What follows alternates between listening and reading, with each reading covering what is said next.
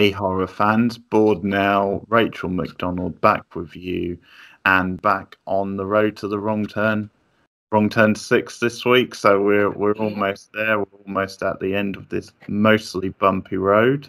Wrong Turn 6, well, this time is Last Resort. Not really that great. No. Wrong Turn 6, Last Resort. And this one, the basic plot is then that you've got a group of friends. They go to like this sort of upper class fancy sort of spa. One of them has a relative who's sort of there working there, because you have this setup of like this fancy sort of posh type establishment, and you have obviously like you get certain characters there, like one of them works there as a like a waiter or a server, and we find out he's a blood relative to this character of, I think it was was it Dan? I think Dan is. Oh, I can't even remember any of the names. Okay. So we'll go with Dan. I know. We'll call him Dan. Dan works. Danny is actually part of the lineage. He's actually. This is another one where they're attempting to work a bit more mythology into it, but the whole twist to it is then, he's related to one of these lovely cannibals, and that's where obviously the drama. And once again, although they try to dress it up a little bit, it is basically another cheap knockoff Wrong Turn style sequel where they just find a really convoluted, contrived reason to get these human characters interacting with the cannibals. Survival horror ensues. And you just have, once again, a series of like these run-of-the-mill style characters. You think of number 6. Well, I actually made it through this one, which is more than I can say about the last one. In this one where the title doesn't really match what's going on. It's not really a wrong turn. They're deliberately going to this place. Like, it's not like they took a wrong turn and ended up at like this hotel by accident. No, this is a very deliberate turn. So, misleading title to start with. You can tell this is Last Resort's a little bit weak. I mean, it's a pun, isn't it? Because technically they're going to like a resort sort of thing. This is the last resort, last stop, whatever. But yeah, it's kind of a lame title. I actually was wondering as I was watching the movie if this was maybe a B-grade spec script that had nothing to do with Wrong Turn, that was maybe just picked up and they went, hey, we can shoehorn this into a Wrong Turn movie. Because it very much felt to me like, I mean, the main story of this was obviously this guy who had inherited this hotel, and like the hotel's creepy and stuff. And like the cannibals are just like running around inside the hotel. I'm like, why are they in here? What is going on? Why are these cannibals suddenly like, how do they suddenly own a hotel? And this guy is like inheriting the hotel. And, it was just really random. It was all over the place. I think at one point, I was like, what does this have to do with anything? This has nothing to do with anything. Nothing in this movie has got anything to do. We are so far away from where we started with this series. Like, if you went from the first movie and jumped straight to this movie, you would be like, how did we even get here? I mean, you can tell these are all like proper thespians. I mean, the acting in this is just like, A-grade acting, man. Like, oh my God, there were so many scenes that were obviously supposed to be like sincere, like emotional scenes, that I was just laughing my ass off. Like when the Danny guy talking about like, I don't know where I belong. These people could be my family after everything I've been through. It's like, it's like, do you know what type of movie you're in? Are you aware of the movie you're making? Because I don't think so. And even like the kills in this one were a little bit less. Although there were a couple that I went, okay, let's talk about the opening segment. First of all, in true Wrong Turn fashion, we are less than a minute in and we already have full-blown female nudity. So hurrah for that. It's standard, it's totally the standard Wrong Turn. I mean, we really, this is essential to this very elegant plot that this girl be butt-ass naked in the very first scene. Also, she and her boyfriend are having anatomically incorrect sex. Like the position they're in is not going to work. Really were paying attention. That being said, her death was like, wow. Okay, like I Oh, dude. So the guy gets the arrow through the cheek. That wasn't a big deal. But the way she runs into that barbed wire and it splits her face, I was just like, dude, I had to look away. It was so intense. Maybe I'm just desensitized at this point. Maybe. But I mean, because we were watching it on stream, and Cindy said similar than she actually thought that was a pretty good death. But I think the problem is, I think it just used to it now. It's like, because I'm pretty sure that they've done that kill before, or a very similar kill. Similar one. Yeah, I think you're right. The other problem is I just was taken out of it because the standard of the makeup in this movie and effects is so bad. I was just it actually, even though you might say in theory, this is quite a good effective kill, it just took me out of it. I mean, they go to a whole new level with the makeup, the standard of the makeup. I mean, just the basic cannibal one looks so bad. Yeah, some of it is quite. Yeah. And I mean, just that opening scene, even the opening scene has almost nothing to do with anything. It's just like to remind you that, like, hey, we're in these woods and these cannibals live in these woods. Now let's talk about the creepy brother and sister that they meet when they go to the hotel, especially her, because she is messed up, man. I think she may be one of the creepiest characters in these movies, and that is saying a lot. So that part, like, really confused me at first. I was like, okay, so we're in a Wrong Turn movie, which is traditionally about people in the woods being hunted by cannibals, but instead we're at this weird hotel and we have creepy brother-sister who are trying to, like, before they make it clear that the main dude is, like, related to them, it's almost like a scheme, like they're trying to seduce him out of the hotel. At least that's for me. I was like, is that what they're trying to do? Because she kept talking about how, like, she's saving herself. And, well, when we find out what she's saving herself for, that's a whole other... This movie, I think, incest. It's themes and, like, its context. I think it's worse than the other ones because we go for full-on incest in this movie.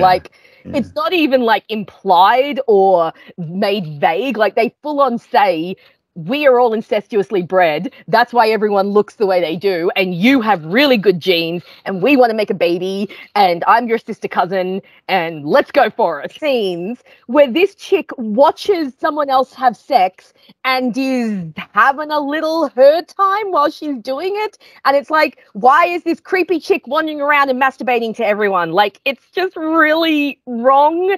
And then there was that whole scene where they find that weird birthing or sex room in the hotel where there's like a stage and it's like an amphitheater. Yeah, that scene was so dumb. That was so dumb. Oh, and that chick, her character was like the worst. I mean, I know the characters in this movie are not great. Are you talking about Gillian, or do you mean the dark-haired one? The dark-haired one, not the girlfriend, the other one. Gillian. It's like when the sheriff was all like, "Oh, there are missing people," and she's like, "Oh, is there a reward?" It's like, dude, there are missing people.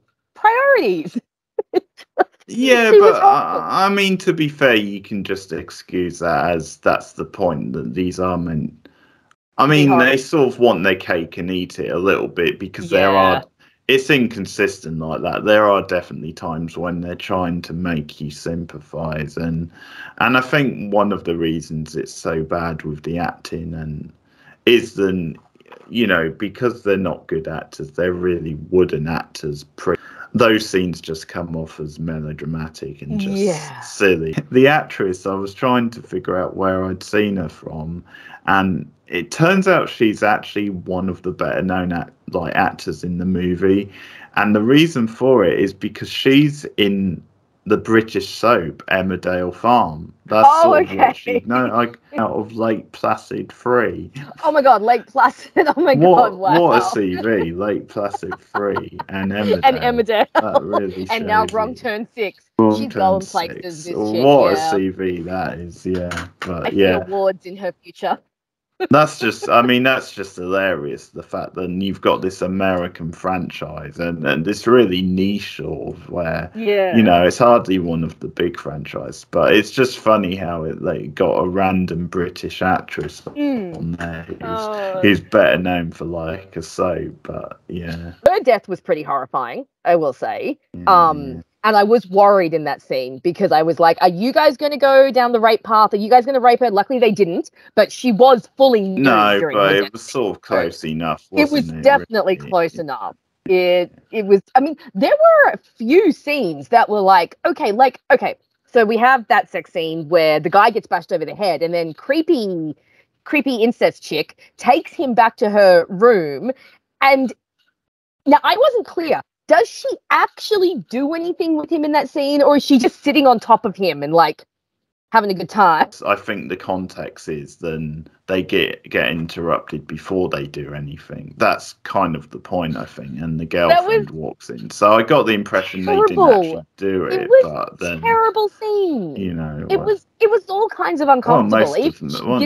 Most of the movie's terrible. Yeah, I mean, to be honest, that stuff. I mean, the stuff with Gillian. I mean, her death. I agree with you on that because that was, you know, to go down that path, and I mean that was a step too far. I mean, a lot of this stuff I don't really. It's not offending me the way it offends you because I just find it to be hilariously bad and trashy and just fair enough.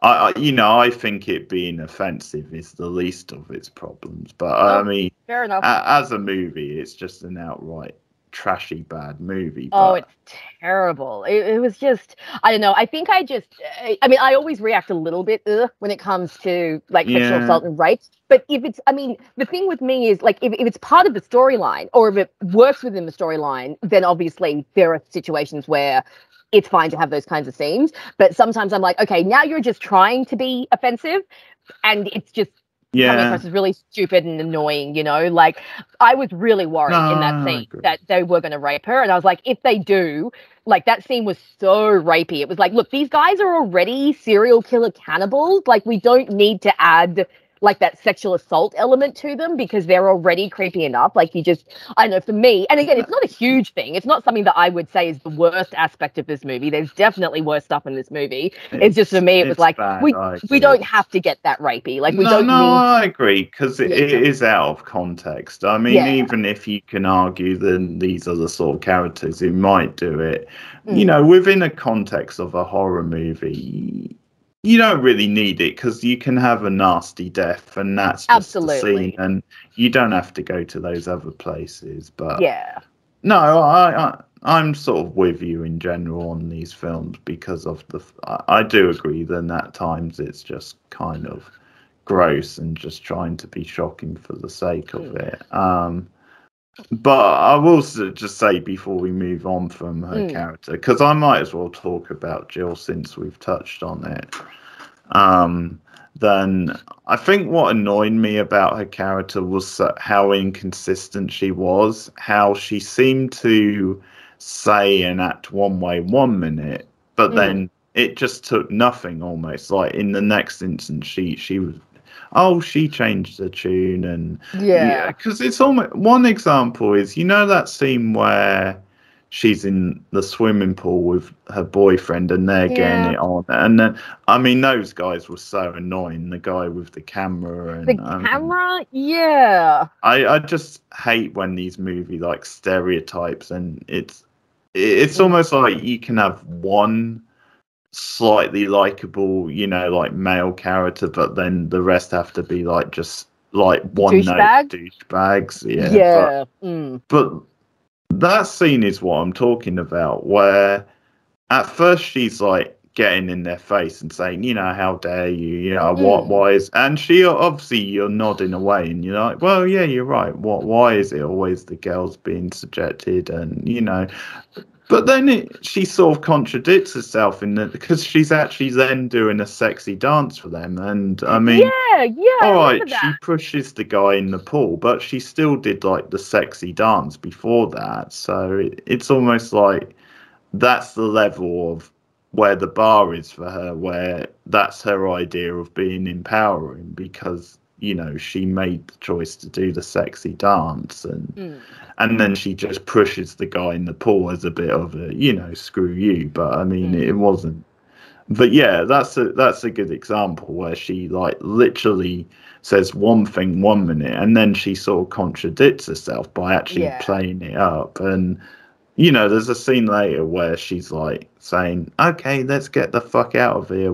They're doing all this weird shit's going down." And then because she finds out there's some like valuable stuff, she suddenly turns around and it's like, and okay, I guess again you could say she's meant to be shallow and that, but even so, it's still inconsistent once again.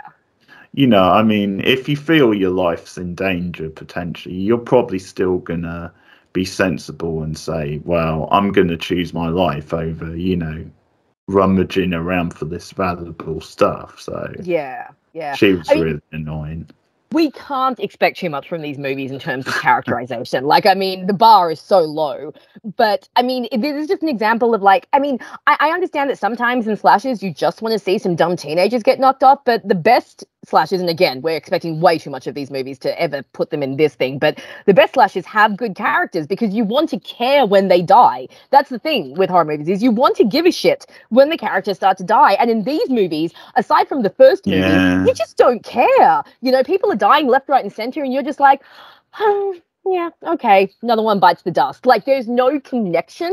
And again, that's a lot to expect from these movies. Obviously, these were just B-grade movies that were just rolled out because they could make a quick buck. In the 80s, like dumb sort of slasher movies. And although the characters in some of those aren't the most in-depth and, some of them are disposable, at least some of those characters, they still have like a basic personality. You can sort of enjoy, and maybe when they get killed, you sort of enjoy it. But these were just cardboard cutouts. Oh yeah, and they're so interchangeable.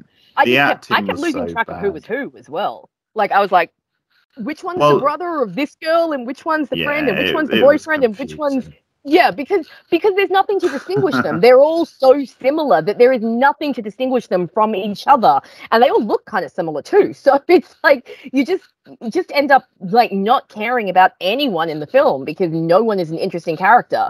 That's at least problem. We had one, but we have nothing. No one. Even the bad guys aren't interesting. And I think by this point in time, the three main ones that we're used to, the ones that have been there from kind of this first or second film, they've become pretty insignificant in this film. I mean, they pretty much only pop up a few times to remind us that they're still there.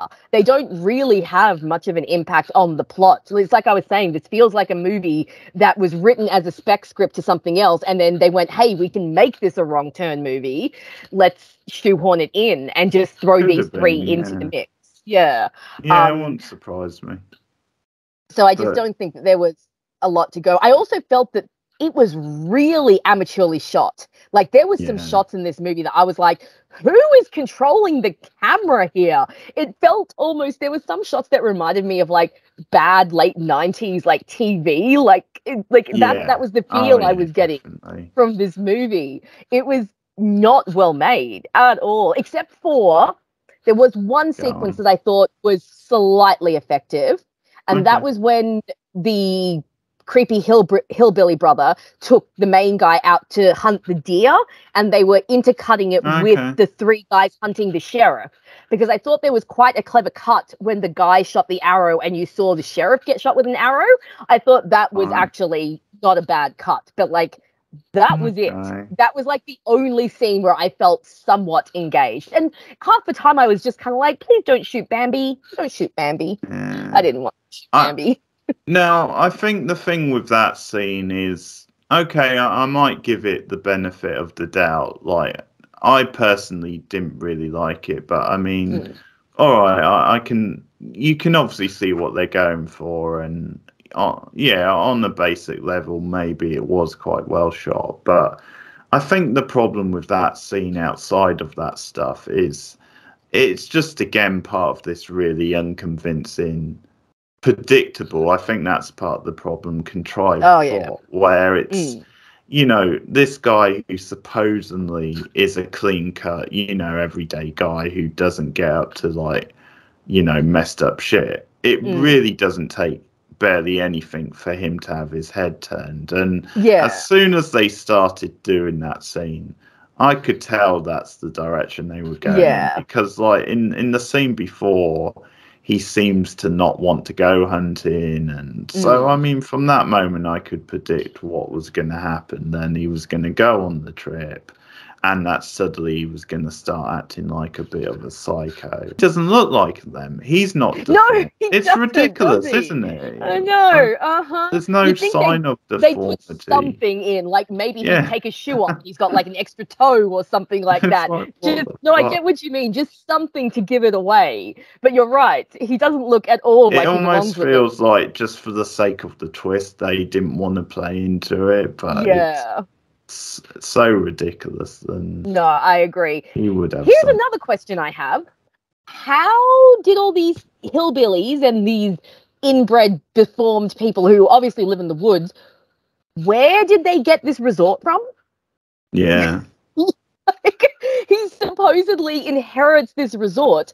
But if they have this resort, why aren't they all just living in this resort? Why are they living, like, where did this resort come from? Yeah, that's there's so many logic holes in So many holes in this. Yeah. It's just, I mean, again, we shouldn't go in expecting too much. I mean, considering I couldn't even make it through the previous film, I'm surprised I made it through this one.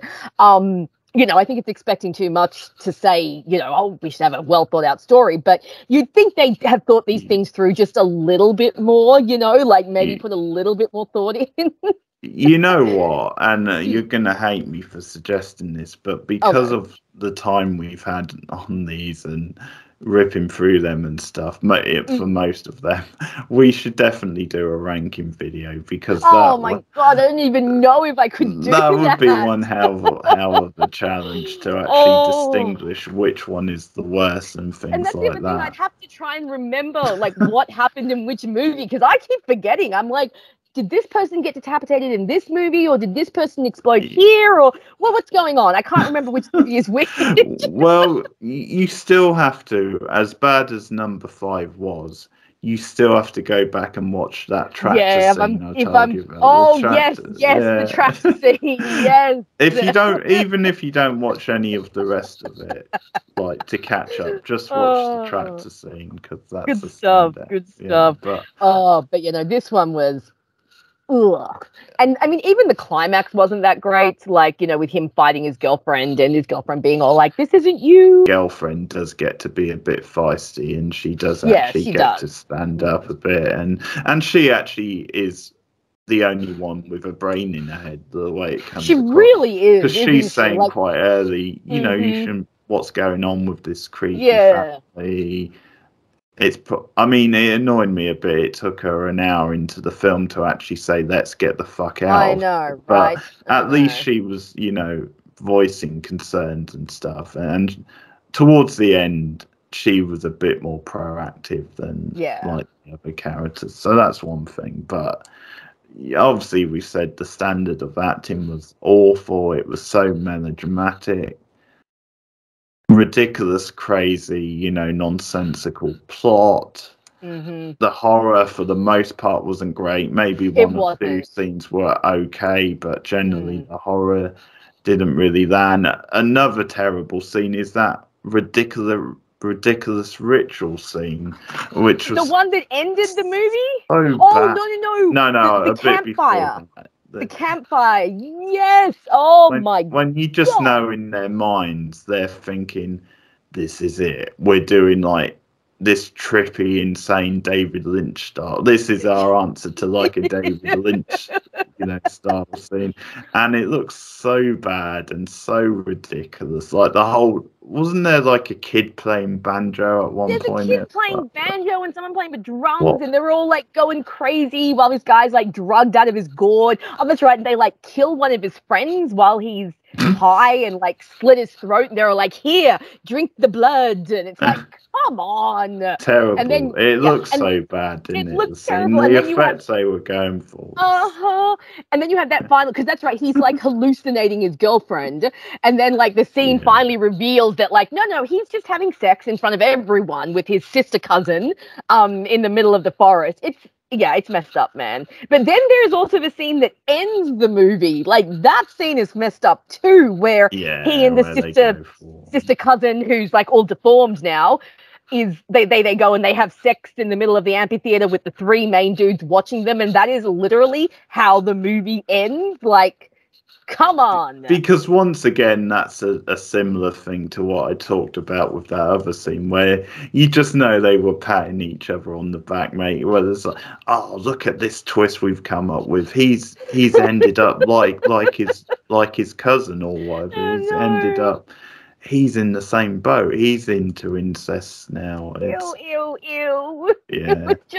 I think this one just went to places that maybe the others like were smart enough to stay away from, but this one they're like, nah, let's just throw it all out the window and put everything in together and see what we get, and this is what we got. We keep saying it can't be as bad as the last one, and they keep proving us wrong. They keep proving, except with 4, which by the low standards, the very low bar, actually counts as a half decent sequel. That was the ski resort one, wasn't it? Yeah, I think we both agreed that was a little bit better. Yeah. So the first one, fine, but then after that, But you're right. Every movie, we're like, this can't get worse, and then they're like, bar. Then the ski resort one counts as a slightly a half higher.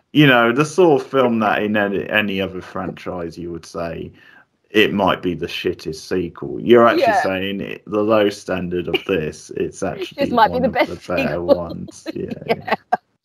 Oh dear. Okay. Well, I think we've covered all we can cover here. Yeah. So. And I hate to say it, because I mentioned David Lynch a moment ago, but we've actually done that thing we did with the Mulholland Drive review, where we've been all over the place, and we've actually done a non-linear review. Yeah, we have. That's amazing. Very David Lynch of us. What would you rate it?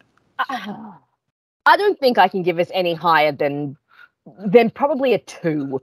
Like, I'm not giving it 1 or 0 because I actually made it through the movie. Like, I didn't make it through the last movie, but with the exception of 1 or 2 scenes which I thought were okay, like the hunting scene, this movie was just too weird and too gross, and it was so all over the place. I mean, you say our review has been all over the place, but I think it's because the movie itself is all over the place, Like, there's nothing that really links the movie together. It just feels like a series of scenes that have just been put next to each other and very thinly tied together by this whole incest storyline, But there were not really any great kills to go on this one. There wasn't really any tension anywhere. The characters were terrible. The acting was terrible. Like I said, I'm only going to give it 2 because I did manage to make it through the movie, and I didn't hate it, but I can't give it any more than that. So 2 out of 10 for me. What about you? All right. Well, I'll also say Cindy, and I'm pretty sure she was doing this to wind me up the other night on the stream, but she was actually trying to convince me that then the acting wasn't as bad as some. Oh, Cindy, it's not that. I'm sure she was doing it to rib me, but okay, I'm in a similar place, and I'm gonna go even lower. I'll go 1.5 out of 10. Nice, which I think might be the worst score I've given any of these movies. It's obviously in the ballpark. 1 or 2 slightly redeeming things, but really trash, really in that area of probably one of the crappiest films I've ever seen. And I believe 20th Century Fox put this film out as well. It's got the 20th Century I think all these sequels have, and it's amazing. It's like, how the hell are these sequels being bankrolled by one of the major studios? I can't believe it.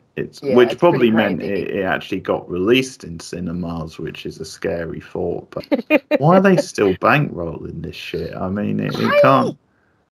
I'm surprised it even got beyond 1 sequel. I mean, the original movie, the concept, it doesn't allow for lend itself to. Exactly. We said this, didn't we? Yes, we did. And so, but here we are, 6 sequels later.